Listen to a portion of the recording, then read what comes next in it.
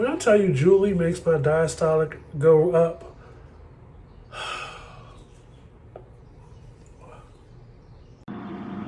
Fendi, like the bag.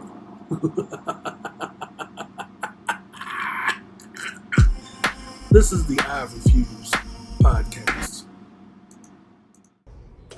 It's Mr. Fox, the I Refuse podcast. I'm back again. So, if you've been on my channel so far, you have to excuse my voice because, I just had surgery recently and I had to go through my nose to go into my brain.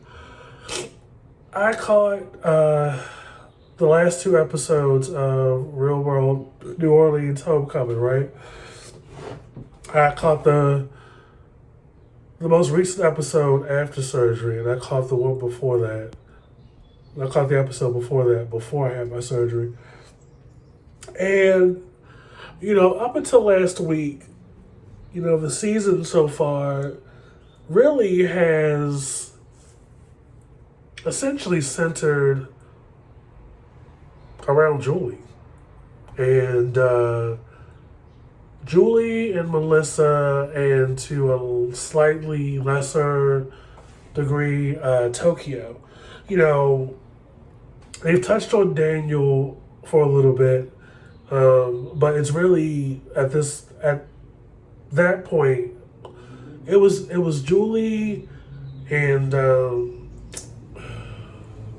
Melissa,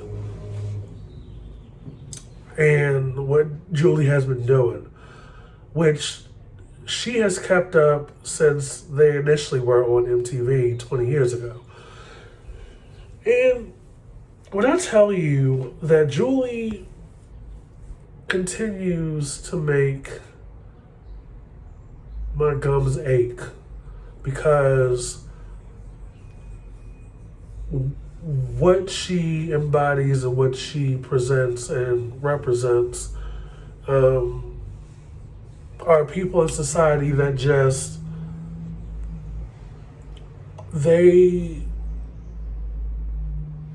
they have, I guess they give themselves license to be triggering and dangerous and passive aggressive and gaslighting, poking and prodding and using particular buzzwords and playing with perceptions and narratives. And the moment that you call them out on it, they play the victim, they cry, they throw things, further exacerbating the gaslighting. And it's like, there is a special level of psychosis. Because it's like, we're far beyond being immature at this point. We're way far beyond being performative. Because Julie has not only continued this thing for 20 some years, she was doing stuff then to other people that were part of the cast, which of course I've explained in my previous review of the first 3 episodes. She a trip. So I believe it was episode 4 where they were talking about racism. And again, it's definitely at this point a continuation from the kind of conversations they've been having since that night out.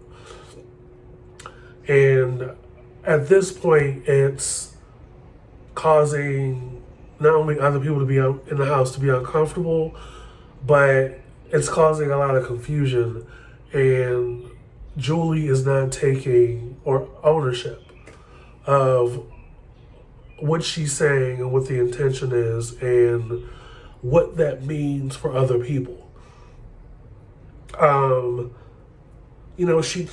Julie tried to, I guess, verbally or mentally overpower Tokyo in a previous episode where it was just the two of them the day after. And it got back to him that she was talking some mess.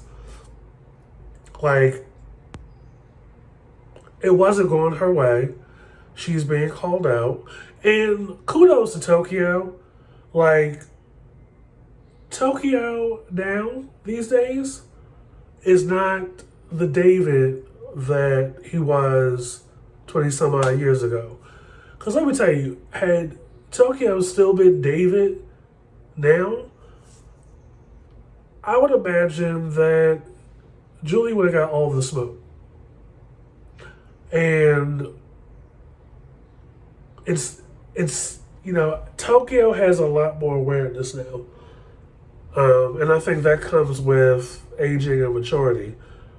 Not of only himself, but as to the type of society that we're now in right now, where all you have to do is cherry pick certain pieces, be vague about the rest, and people will think the absolute worst, at minimum. And have all this energy to do the absolute most. Because, they're triggered, they're this and they're that. And Julie is playing that up. And it's at the expense of a black man. So the racism episode, at this point, Melissa has had enough of Julie's attitude, Julia's behavior, Julie not taking ownership, her part in this narrative, and failing to understand how demonstrative and damaging it is to tie such a negative perception and narrative to a black man, to where it's like, the reality is David was consoling you and helping you. David was not being abusive to you. And what Julie was doing across two or so episodes was she was tripping herself up, where it was like, I don't remember most of the night, but I do know that when I'm grabbed, I throw all my body on the floor. But if you remember that, you remember more than you are letting on. And it's funny how she was cherry picking, because that was the early part of the evening. Like, you fell out of a car and you ran head first into a tree. And you threw up. And Tokyo was there the entire time. So they had a conversation about that, and it didn't go too well.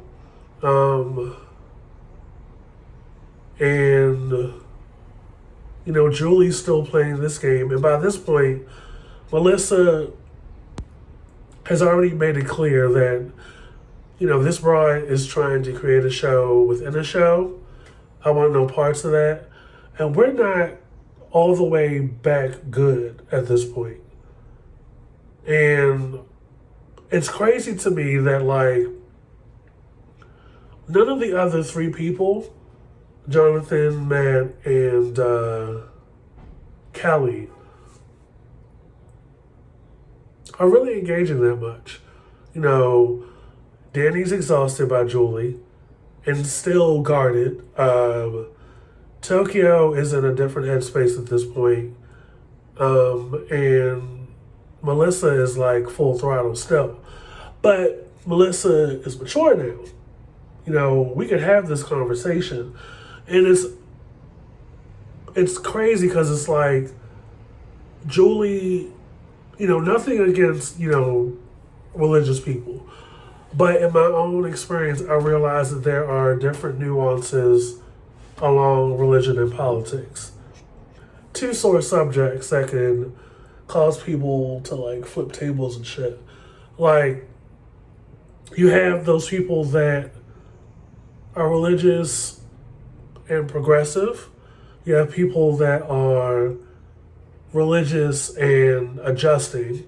Then you have people that are knee deep in the religion, but it's not it's not in the forefront of their identity, but they fall back on that as an excuse for how they are and how they treat people. Julie is the latter. And what I need people to understand is that it doesn't matter the religion, it doesn't matter who you follow, it doesn't matter who you pray to, it doesn't matter your identity or your role. It doesn't absolve you from how you treat other people and how manipulative you are and how abusive you are towards people. Like, I wouldn't, it's not beyond me to even reach for the belief that Julie has some kind of personality issue. Like, for half of the season so far, because I've seen they only do like 8 or 10 episodes, and we're up to like episode 5 at this point. For most of this season, Julie has been a trip.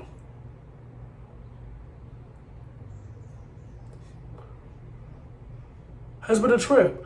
And the thing about it is, like, it sucks. It sucks the life out of the room. Like, they've gone, just when you think things have kind of mellowed out for a little bit, they go out, she cuts up, and then she comes home and spins another web. And then as they get through that, there's another conversation that needs to be had because she's just not getting it, but she's also playing. She's playing in their faces. Because I refuse to absolutely believe that at your big age that you're naive and it's my, I was a virgin and now I'm not, and I once, I was raised a certain way and I'm trying, but this and that. But as soon as someone's trying to educate you or inform you as to the reality that is going on in front of you, that you claim or you cherry pick through, oh, you have an issue? You want to throw things? You want to escalate shit? Like the control, power, ego thing. And Julie is like, she looks to be like a $120. Like, I think you need to do a little bit more yoga sessions during each day before you start to cut up like you've been doing. Like, you need therapy, sis. You need therapy. Like, you slamming dishes. You're flipping out on people. And it's not like from 0 to 10 to 20. It's like from 0 to 80 to fuck everybody, I'm out. Girl, we see you cutting up. Like, we know you doing it. So, again, she, they all have, I guess, another house meeting, right? They have another house meeting. And again, it's Melissa and Julie talking the most. And again, Julie is trying to be manipulative. And again, is playing in Melissa's face. And it's like, why can't white people in these opportunities where they can be educated and informed be quiet? Like, learning more and being informed more does not take away from the fact that you'll wake up and be white tomorrow. Like, it'll make you more aware.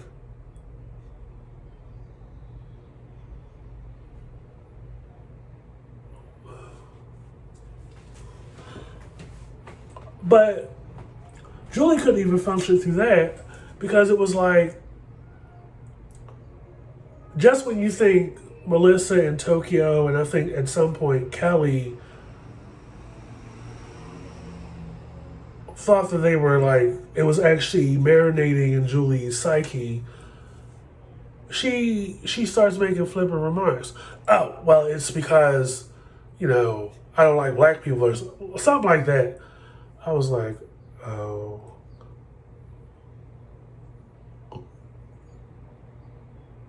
Jesus, if you have a meteor on speed dial, please send it.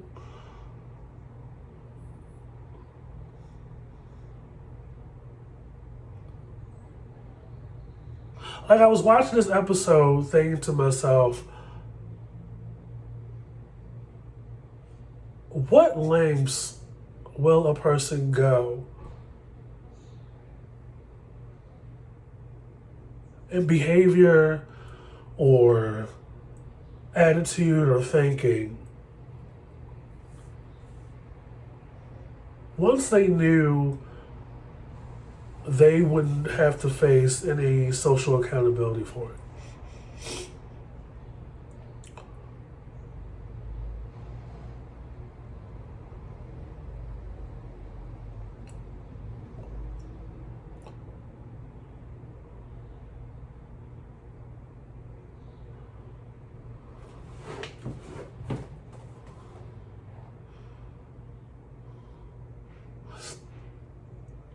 Because this is just insane to me.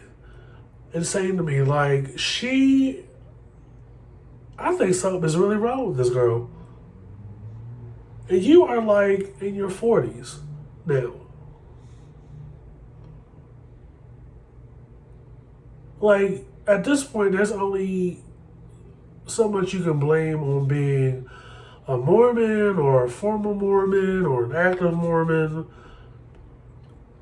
for your social regression. You know what I mean? Like,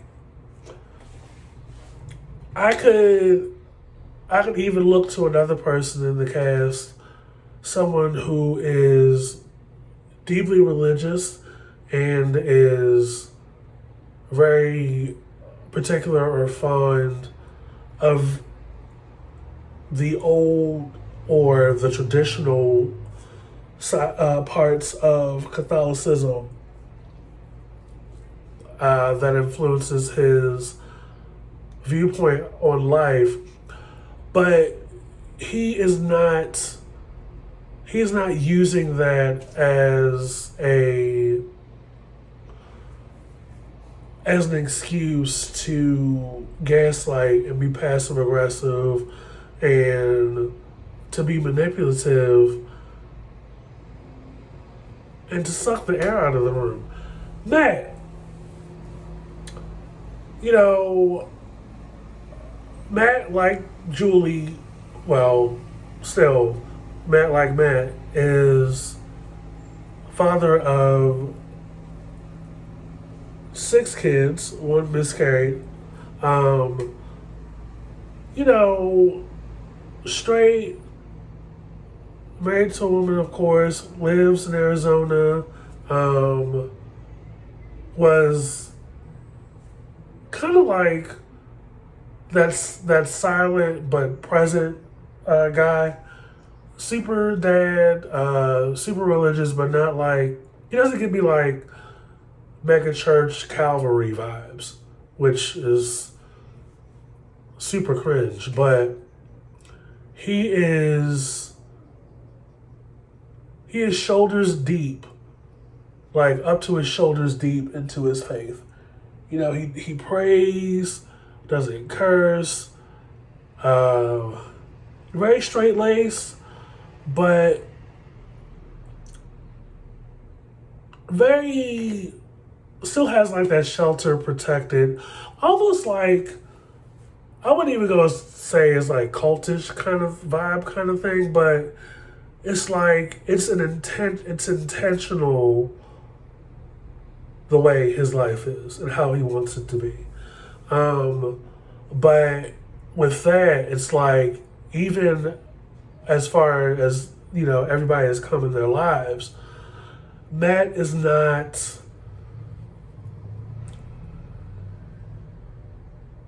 Matt is still on that, man, woman, this is what the book says, I'm going to pray for you. It's, it doesn't come across as like homophobia, but here is a guy my age that still is of the old teachings. And this is a side of Catholicism I'm not familiar with.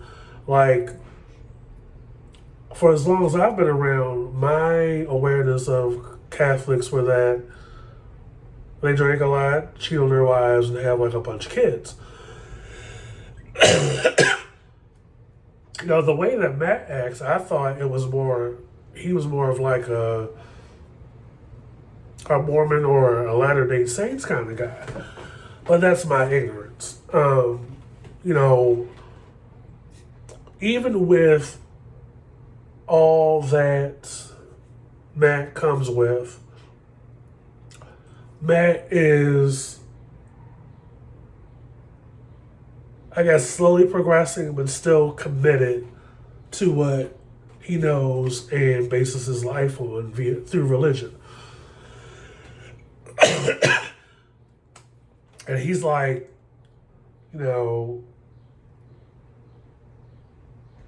he always comes off like a dad.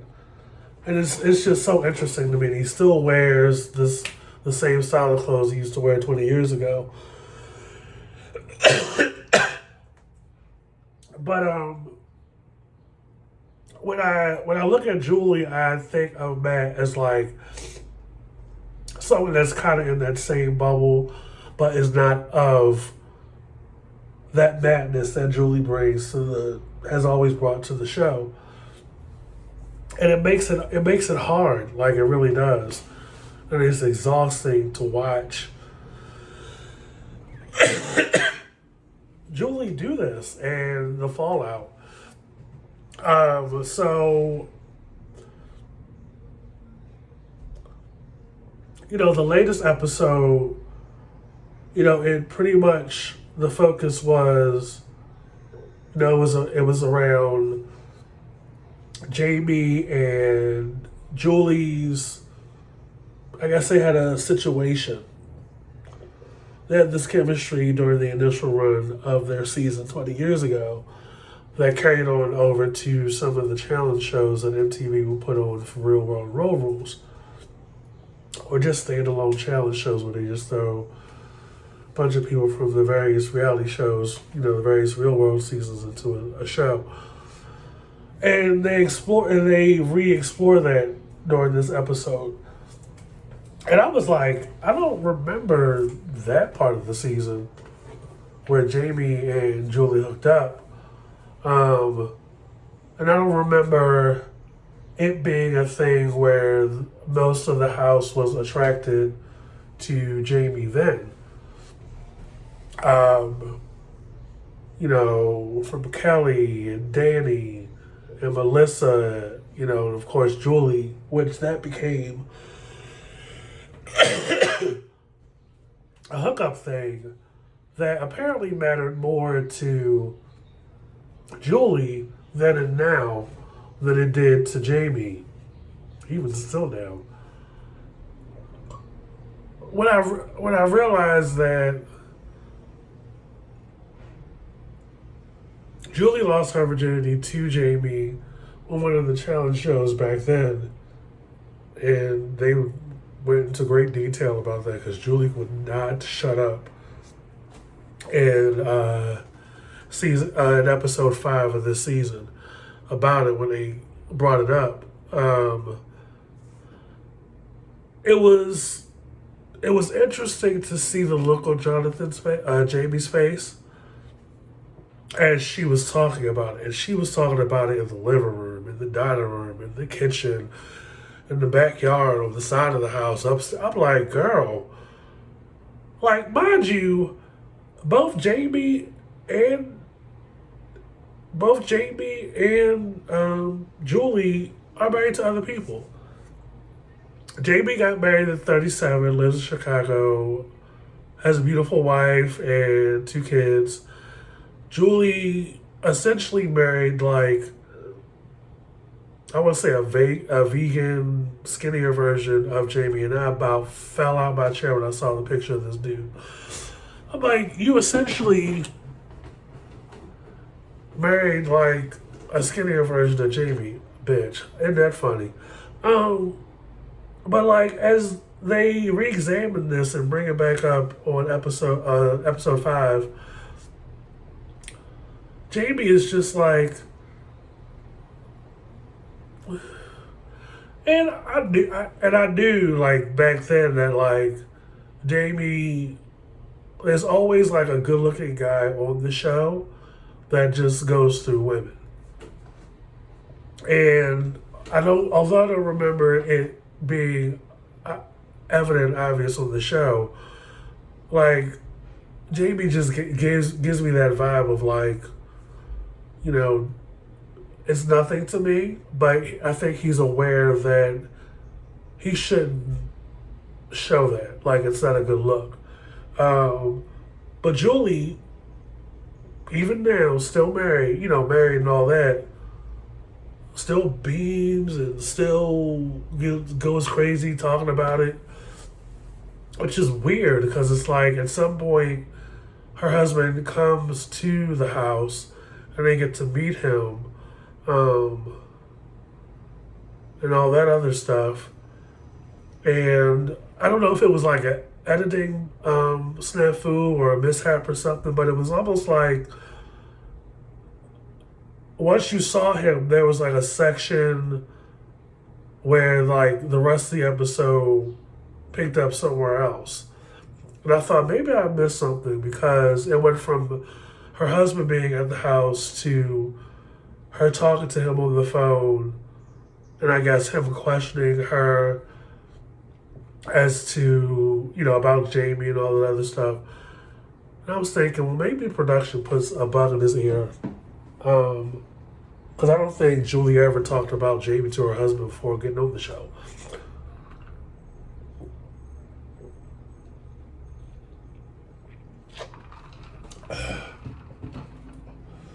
But in this episode, Julie was less annoying. Apparently, when you lament or reminisce back on having sex with a hot guy, you're less annoying. You're less annoying, you're less combative, and you're in that headspace for a while. And it looks like they're insinuating that they may hook up again during this season, which I'm sure they will. Because Julie was on fire, bitch, when I tell you. She was on fire, episode 5 of this season, on fire talking about Jamie. And even reliving that memory. So, that's going to play out at some point.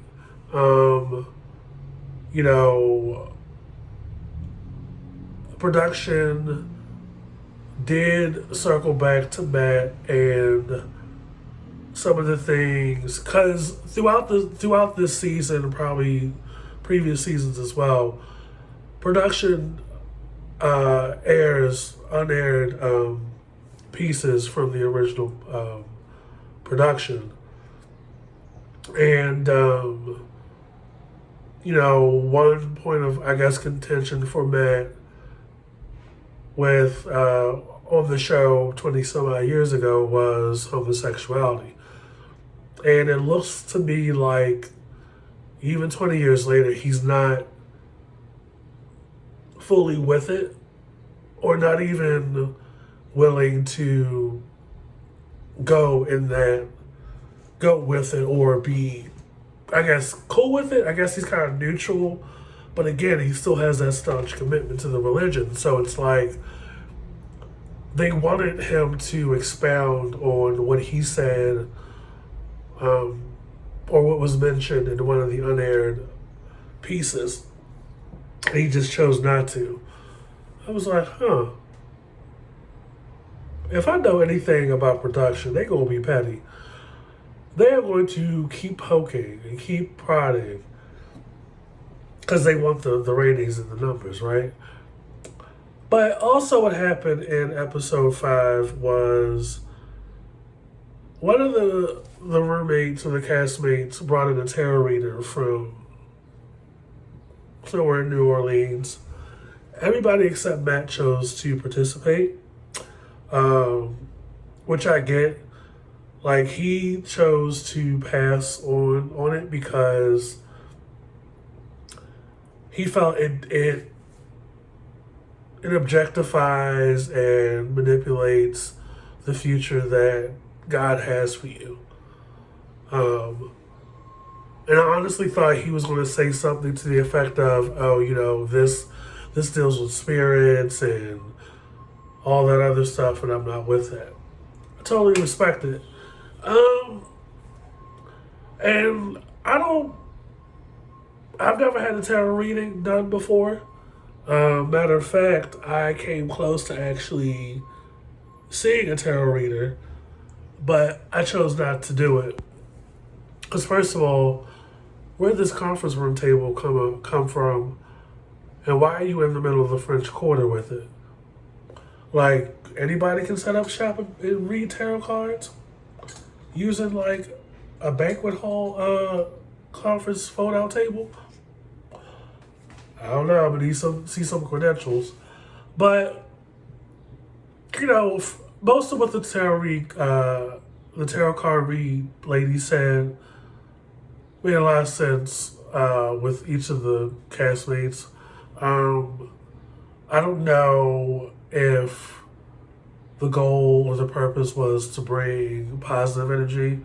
Like, I know dealing with some of that shit can bring negative stuff too, which is probably another reason why I didn't do it personally. But it was a nice deviation from the nonsense that's been occurring this season so far. So that's pretty much all I got for right now. I need to go lay down. I just took one of my stronger, more powerful medications that my doctor prescribed me after surgery. And that's all I got for y'all right now. This is Mr. 5-Star Reviews Podcast. You follow, subscribe wherever you see us. We are everywhere. And y'all be sure to stay hydrated, drink your water, and keep your eyes on your paper. Bye.